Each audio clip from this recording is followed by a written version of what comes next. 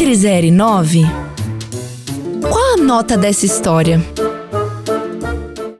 Essa história aqui é sobre o ponto exato em que o amor pelos pais vira uma âncora, um fardo, sabe? Também é sobre até onde alguém consegue aguentar o peso da religião, do preconceito e da obrigação familiar antes de se despedaçar. É também sobre o amor entre dois rapazes e a dor de assistir, impotente, enquanto tudo ao redor vira um campo de guerra.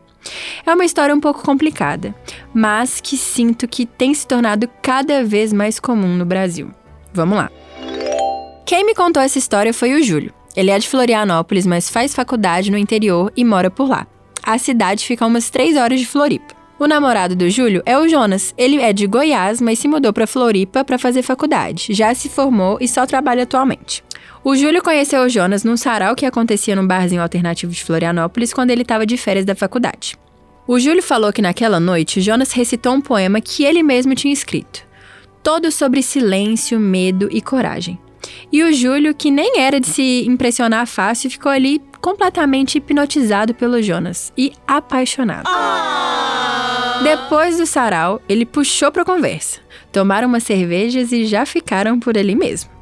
2 semanas depois, eles já estavam inseparáveis. Era tudo leve, sem cobrança, sem nó, um se jogando na liberdade do outro e com muito cuidado. Na época, o Jonas morava sozinho no apartamento dos pais, bem ali em Floripa. Quer dizer, o apartamento era dos pais, mas quem pagava tudo era o Jonas, tá? Os pais do Jonas, a Marta e o Edgar, moravam em Goiânia e a Marta tinha herdado esse apartamento, que eles usavam como casa de praia. Mas aí, quando o Jonas passou na Federal, de Santa Catarina, ele se mudou para o apartamento e ficou como cuidador oficial do lugar. No início, os pais que pagavam tudo, mas desde que ele conseguiu um estágio, ele começou a pagar o condomínio, IPTU, água, luz, tudo. Era tudo por conta dele. A questão é que, por mais que o Jonas fosse um cara super resolvido no trabalho, nas amizades, nos relacionamentos, existia uma parte da vida dele que era uma bomba relógio. Os pais. A Marta e o Edgar eram evangélicos fervorosos, do tipo que posta vídeo do Silas Malafaia com legenda em caixa alta. O Júlio fez questão de falar isso. Ele falou que eles são os clichês atuais de um evangélico da extrema-direita. Aquelas pessoas que acham que o Brasil virou Sodoma e Gomorra, e que a vacina tem um chip do diabo. A Marta tinha aquela voz chorosa que parece que tá sempre com a alma em luto, e o Edgar era o tipo de que interrompe a conversa alheia pra falar: isso não é de Deus. Gente, muito chato, vamos combinar? Pelo amor de Deus. Independente da religião, da política, isso pra mim é gente chata e super inconveniente. Aí o Júlio falou que os dois são super bitolados, vivem em uma bolha completamente fechada.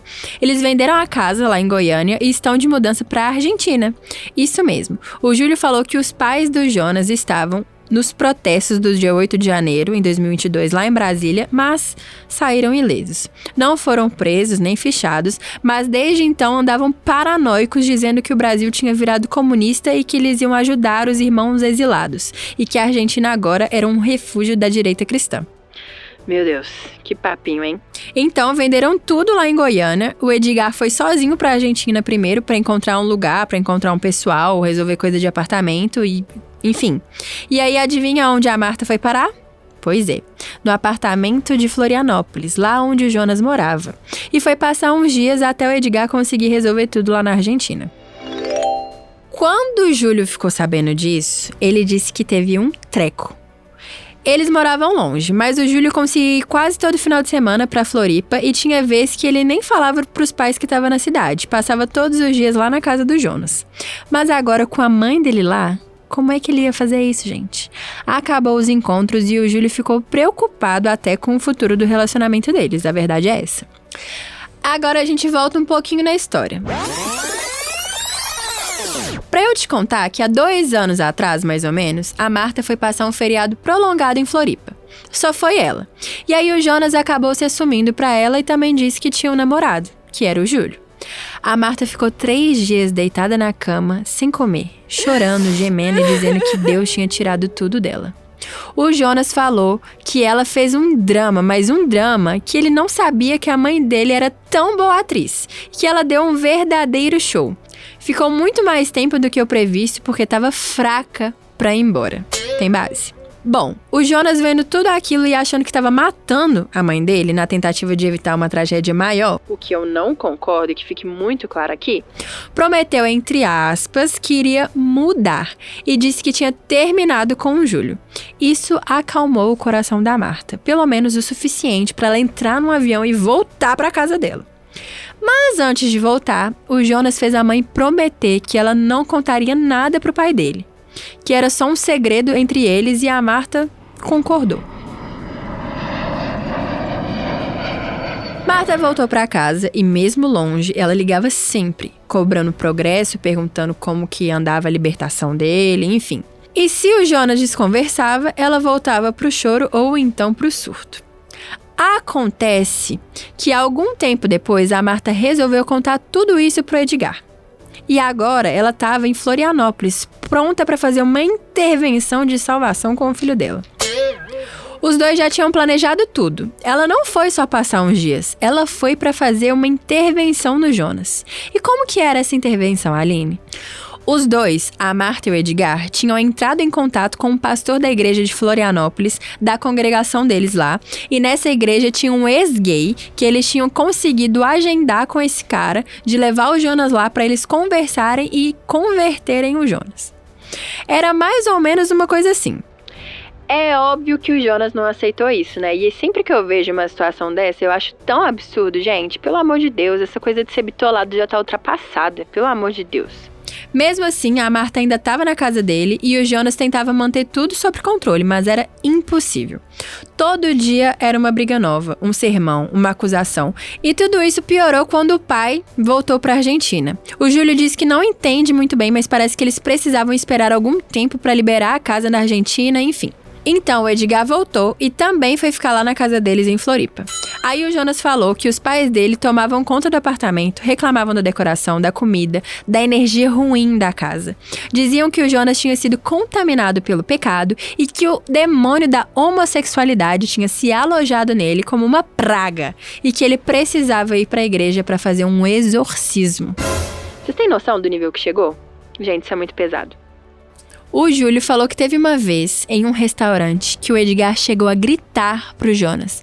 Ou você muda, ou então acabou. No meio do restaurante. Gritou mesmo, tipo assim, no meio da galera. E o Jonas ficou quieto. Calmamente, tentando mudar de assunto, pedindo calma. O Júlio falou que quando o Jonas contou isso pra ele por ligação, ele tava, tipo, tremendo de ódio. Teve uma noite que a Marta chegou do culto toda empolgada, contando que, entre muitas aspas, um ex-gay curado deu seu testemunho de vida e que, segundo ele, tinha largado a homossexualidade, casado com uma mulher, já tinha um filho e hoje estava dando testemunho nas igrejas. A Marta disse que os três estavam no altar e que era uma família linda e que ela viu a esperança para o filho dela.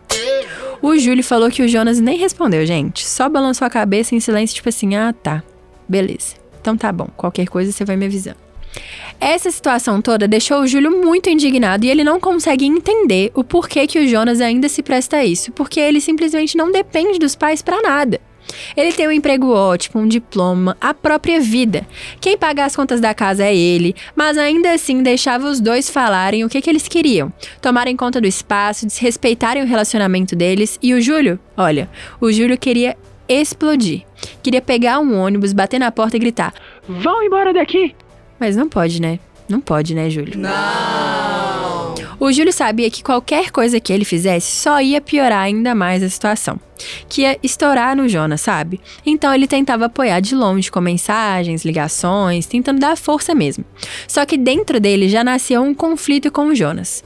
Até quando dá pra respeitar alguém que não se respeita? Até quando dá pra amar alguém que aceita ser maltratado pra preservar um laço que já tava, tipo, envenenado, sabe? Não existia mais. Os pais do Jonas ficaram quase um mês na casa dele, até que finalmente a casa foi liberada e eles foram pra Argentina. Mas foram com a promessa de voltar pra buscar ele e não desistir da libertação. E o Jonas ficou lá no sofá, exausto. Ele nem chorou, só ficou olhando pro teto. O Júlio foi pra lá no dia seguinte, matou a aula, tava nem aí, só queria ver o Jonas, porque eles ficaram todo esse tempo sem se ver, né?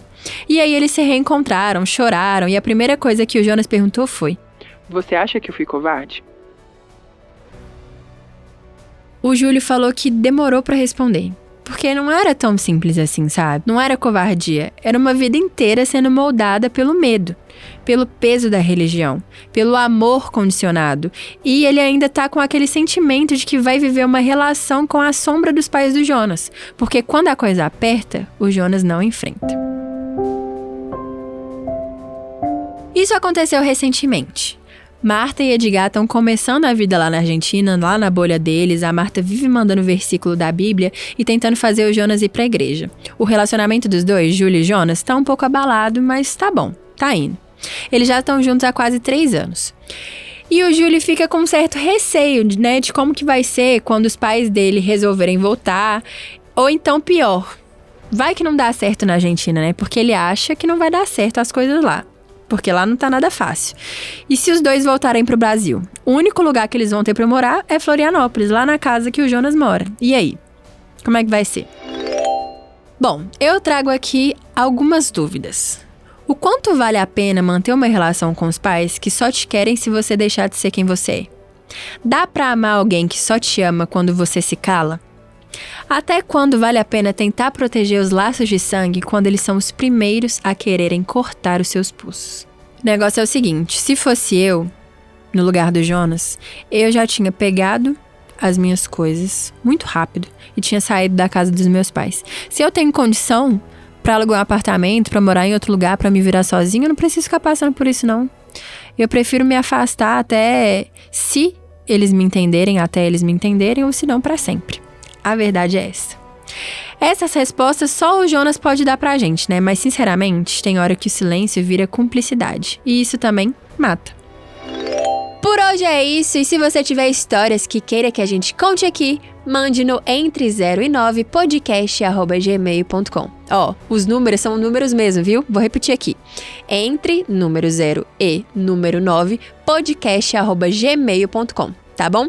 Um beijo e até a próxima. Queremos saber a sua nota. Entre 0 e 9 é uma produção 09 Estúdio.